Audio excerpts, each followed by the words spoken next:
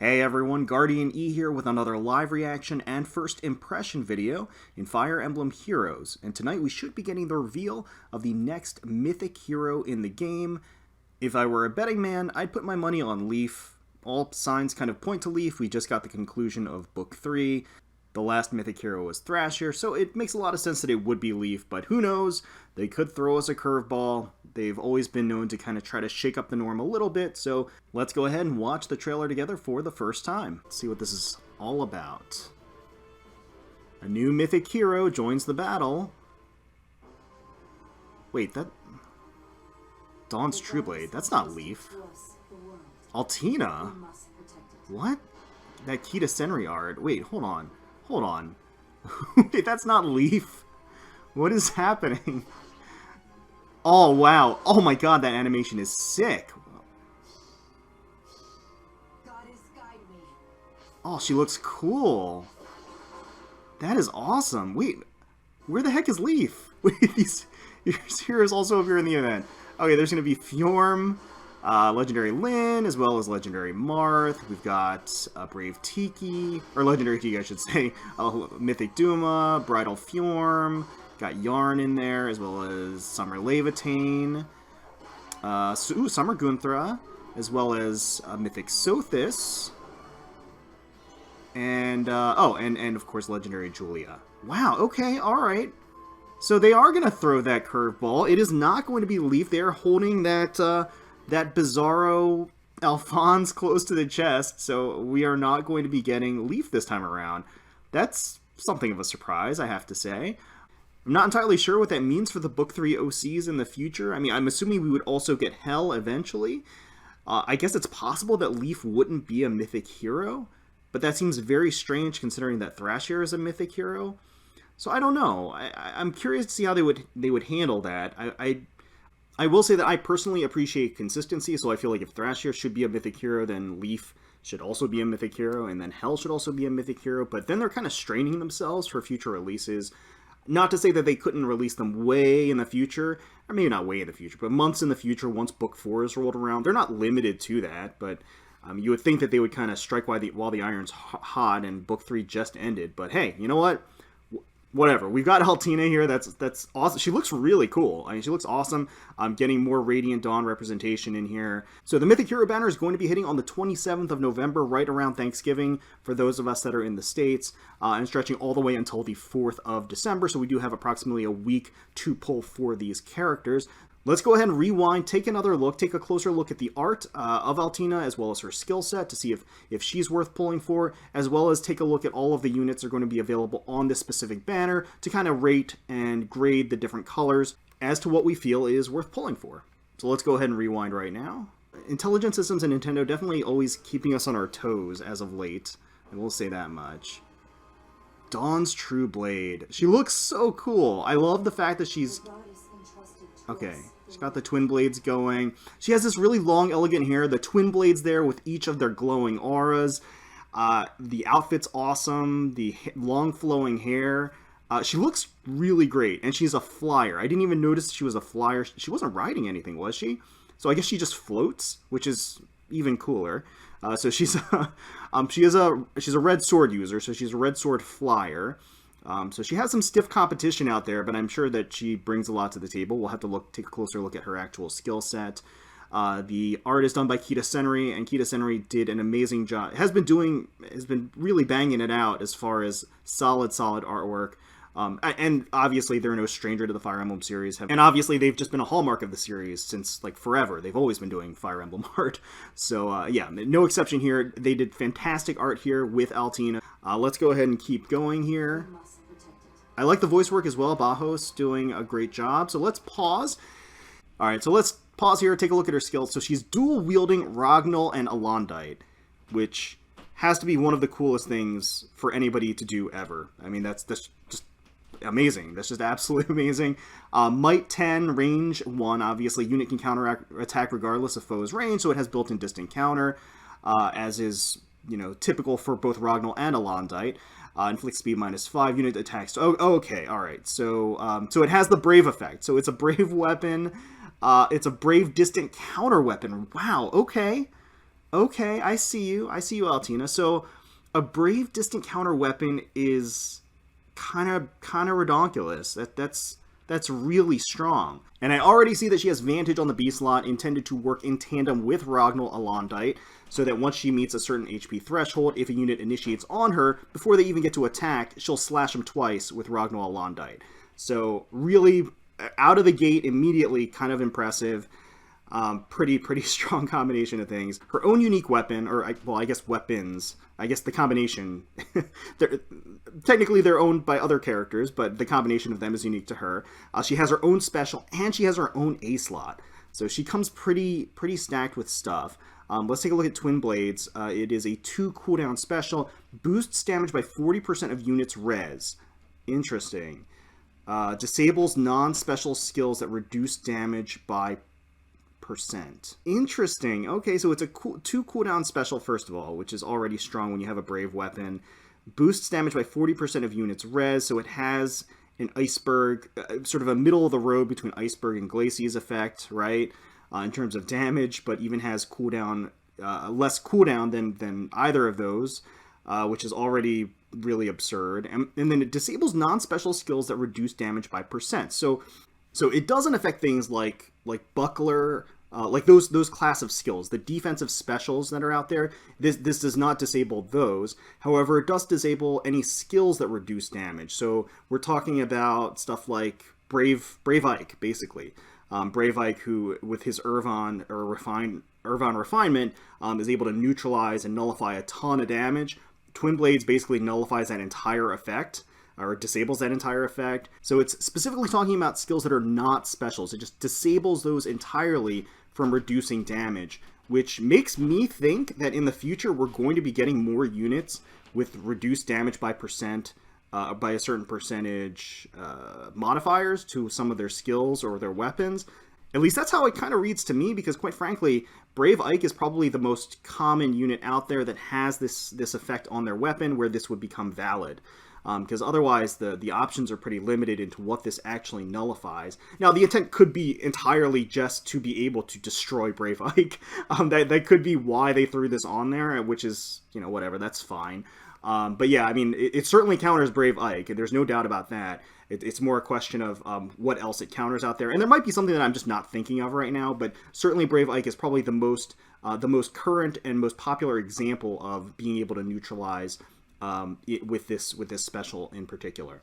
So Ashura's Chosen is her A-slot skill. Neutralizes effective against flying bonuses. Okay, so it has Iote's Shield built into it. If unit is adjacent to only Beast or Dragon allies, or unit is not adjacent to any ally, grants attack defense +6 during combat. If unit is adjacent to only Beast or Dragon allies, or if unit is not adjacent to any ally, grants attack defense +6 during combat. So number 1, built-in Iote's Shield. That's actually really important for her in particular, just because she is going to be a distant counter user, right, with Ragnall Alondite and Vantage. So her whole, the whole premise of her being able to Vantage Brave counterattack is predicated upon her not getting one-shot. And if she's a flyer, obviously she takes additional damage against bows. So this actually frees up basically her seal slot, which you would normally need to put Iote's Shield to be effective. She has this built in. If unit is adjacent to only Beast or Dragon allies, or not adjacent to any ally, it has an in-combat buff. So attack and defense +6 during combat. That's perfect. That's kind of what she wants. Obviously, she wants to be able to tank hits in order to get into Vantage range. And then similarly, she wants to have as much attack as possible so that when she does that attack twice in a row, that Brave effect, she's maximizing her damage potential. So, I mean, this is a really perfect A-slot for her, and for her kit, and for what she brings to the table. And then she's got Vantage for the B slot. If under 75% health, or equal to 75% health, she'll attack first if a foe initiates against her. And then Attack Defense Oath 3. At start of turn, if unit is adjacent to an ally, grants Attack Defense +5 to unit for 1 turn. Alright, so a continuation of the Oath skills, basically stacking on Attack and Defense alongside Ashura's Chosen. As long as she is adjacent to an ally at the start of a turn, she'll get that Attack and Defense +5 activated boost. So the boost that actually changes the number next to her stat line and makes them blue. The visible buffs. So that is what these are. So Attack and Defense +5. So it looks like they're stacking the defense, and Twin Blades is a special that scales off of res. So I would assume that her res is going to be pretty substantial because of Twin Blades, and I don't know if maybe the Ashura's Chosen plus Attack Defense 03 is intended to compensate for a lower defensive stat so that she can tank hits, or maybe she just has a monstrous defensive stat as well, and then she has, she's min-maxed, so she has very, very low speed. We'll have to see, I don't know, so that's an open question. When we have these units that get released with their own brave weapons built into them, like Legendary Leaf that we just got, it's always a question of whether or not are they going to be a quadder, so are they going to have relatively decent speed to compensate for the -5 speed built into the brave weapon and be able to quad, or are they just basically going to push everything into attack and the other stats in order to maximize the amount of damage with the 2 attacks in a row that the brave weapon affords? So we'll have to see at the end of the day, but this kit is monstrous. And if you stack on Heavy Blade, for example, into the seal for her, that just means that she's going to basically proc Twin Blades guaranteed every single time that she initiates, or somebody initiates on her with Vantage. She's going to attack back with a single attack, get 2 turns of charge, and then the second attack will be Twin Blades activating, which will do monstrous damage. So Heavy Blade as the seal feels like a very natural choice for her. As a flyer, Heavy Blade is not locked away, so she could equip that, not like Flashing Blade or something like that. But yeah, it's certainly clear what they're trying to do with Altina. It's very clear what her intent is on the battlefield. I think she's going to pair beautifully with a flyer team. I think she's going to work beautifully on Aether Raid's defense alongside, paired units that will make up for any weaknesses she has. Like, for example, Ophelia will just destroy her because Ophelia tends to run Hardy Bearing.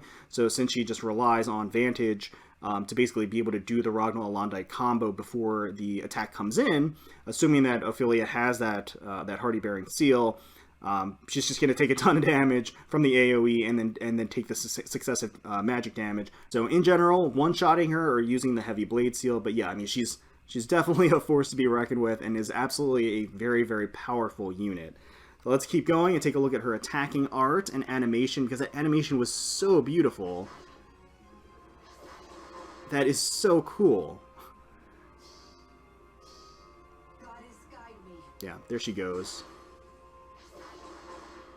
Very awesome, very awesome. Actually, we can probably see what her res is, right? Because she has, so it's 40% of her res. Let's take another look here. So she does 43 damage with her special, which is 14 damage above the 29 that's of the attack that's displayed. So that means that her special did 14 damage. Her special does 40% of her res, which means that her res stat is probably around 35. So we know that at least. We know that she probably has 35 res based upon that. And she doesn't have any other stats that increase her res. So, who else is on here? We've got the tried and true Fjorm, as well as Marth and Lynn. Lots of legendary heroes. Tiki, Duma, Bridal Fjorm, the first non-legendary, so a seasonal. Yarn, Levitane, Summer Levitane, Summer Gunthra, and of course Mythic Sothis, which I know a lot of people have been waiting for as well as legendary Julia. So let's take a quick gander here and evaluate the different colors that are available. So let's start off with red, since Altina is the marquee character. So she comes alongside Sothis as well as legendary Marth. That is an absolutely amazing, amazing color to go for. If you don't have any of these characters, I know like I said, a lot of people have been waiting for Sothis to make a return. She's very popular. And she's very powerful, so I know a lot of people are going to be going for her. Legendary Marth is still absolutely phenomenal. He is still a great, great legendary hero, and Altina looks so strong. That killing animation with the swords is stunning. I'm definitely a sucker for good animation, so that is a huge point in favor of Altina for me. But basically, all 3 of those red units are phenomenal, so summoning on red is almost a no-brainer. If you don't have any of these units, and you want to supplement any of your existing teams, so there's no real weak option in red here. I mean, there's even movement diversity. Often with red, you get like a lot of the same infantry sword units, so that's something to worry about, or all like armored units. But no, you have 2 flyers and you have an infantry, 2 sword units and 1 dragon. So there's even diversity there. So you have a lot of options. So red is just really, really strong here. Let's move on to colorless. So colorless, we have Bridal Fjorm, as well as Duma and Summer Gunthra. So definitely not as strong as red. Personally, I think Duma's a little underrated. Because I think people were expecting him to just be a monstrous force on the battlefield, or have, like, fewer, I guess, weaknesses than he actually does. But Duma in general, I mean, he's a good Ether Raids tool. I mean, you lose less lift when you have him on your defensive team, and you can have certain setups that makes him formidable. So, I mean, he is useful. He's a useful unit to have. Bridal Fjorm is an excellent, amazing flying healer. She has unique utility with her staff to basically disable assists on the opposing team, so that is definitely valuable, especially on Ether Raid's offense for you, and it can certainly help to mitigate certain traps that are available on the opposing team, so that's certainly something to consider. And then you have Summer Gunthra, who has absolutely beautiful, amazing art. Otherwise, there's not like a ton going for her. A great unit, but not mind-blowing or anything, again, by the standards of what's available on this banner. So certainly below red. Let's take a look at what blue has to offer. So for blue, we've got regular original OG Fjorm. Lots of Fjorms here, right? OG Fjorm, we've got legendary Tiki, and we've got legendary Julia. So blue also actually has all legendary / mythic heroes available. Certainly not as strong as red, I would say. You have Fjorm, who everybody has at this point. Fjorm is still strong. She's still a contender for a mixed defense unit. She's still very good and useful. You also have Legendary Tiki here, who is still extremely powerful, dragon tank. And then you have Legendary Julia here, who also is relatively new, one of the newer legendary heroes, and brings a lot to the table as far as being a res tank, an absolute destroyer on offense with her magic capabilities. So blue's strong, and blue has some good stuff here. I will say that the fact that everybody has Fjorm definitely depreciates blue a bit. And then I think that just overall, in terms of the overall utility, I think red is just stronger. So if we take a look at green, we've got Legendary Lyn, and then Yarn, and then Summer Levitane.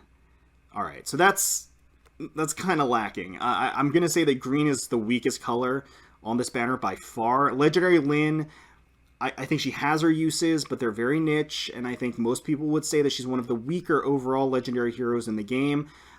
She looks great, she animates beautifully, but again, I think that she needs a refine pretty badly.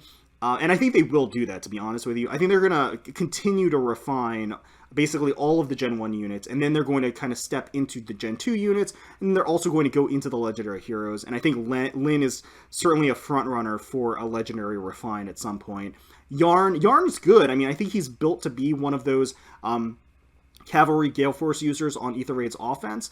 He's fine. The problem is he's not seasonal, so he's basically in the regular summon pool.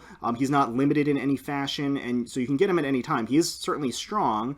And then you have Summer Levitane, who is good. I mean, she's a bulky green flyer, green ranged flyer. So she has her uses, but again, she's a seasonal. So if you're a big fan of Levitane, certainly will be your opportunity to get her. But to be completely honest, green is really lacking here, and I would strongly recommend, unless you're a huge fan of any of these characters, to not pull on green. So at the end of the day, I think red definitely is the clear winner for this banner overall. I think right under that is probably blue, and then below that is colorless, and then finally towards the very end is going to be green. And honestly, I'm pretty confident in those ratings, assuming that you don't have any of these characters. Obviously, what you would want to prioritize as you're figuring out which colors you want to pull on is you really want to choose a color where you're missing at least two of the focus units, because that maximizes your opportunity and your chances and your rates of getting a new 5-star hero. And the reason why I say that is because the 8% rate here is broken up amongst 12 units, which means that each individual unit has a lower individual rate percentage. But if you're looking for two of them on a color, that actually boosts your percentage up higher than what the average is, higher than the 1% that you would see on most typical 3% banners out there. So yeah, let's take another look at the timing. So again, the 27th, so right before Thanksgiving, all the way until December 4th. Me personally, I don't think I'm going to be going in on this banner personally. If I were to go in on it, I would probably try red. That would probably be the color that I would be gravitating towards. But I have way too many of these units already. You know, the next runner-up, I probably my most sought after of the units other than red here might be Bridal Fjorm, but the problem is that I have both of the other colorless units. So again, don't really need any of them. So. And further, there is supposed to be a Link skill banner that is going to be hitting on the weekend after this hits, and that Link skills banner may feature Adrift Camilla, in which case that is what I'm going to be devoting my orbs to. But this banner will still be active after that, whatever that banner is comes and goes, so, or at least arrives and is announced. So if that banner does not have Adrift Camilla, then I may end up going and pulling on this a little bit, just to go in on red to see if I can get Altina and luck out. But otherwise, it's going to be the first circle for me, and then we're just going to kind of save our orbs for the next banner that comes around. So let me know in the comments below if you're excited for Altina or any of the other units on this banner, who your targets are, how many orbs you're planning on spending. I wish you the best of luck. I hope you get everything that you're looking for. Hopefully you guys enjoyed watching the video. If you did, please feel free to leave us a like, comment, and subscribe to the channel for more Fire Emblem Heroes content.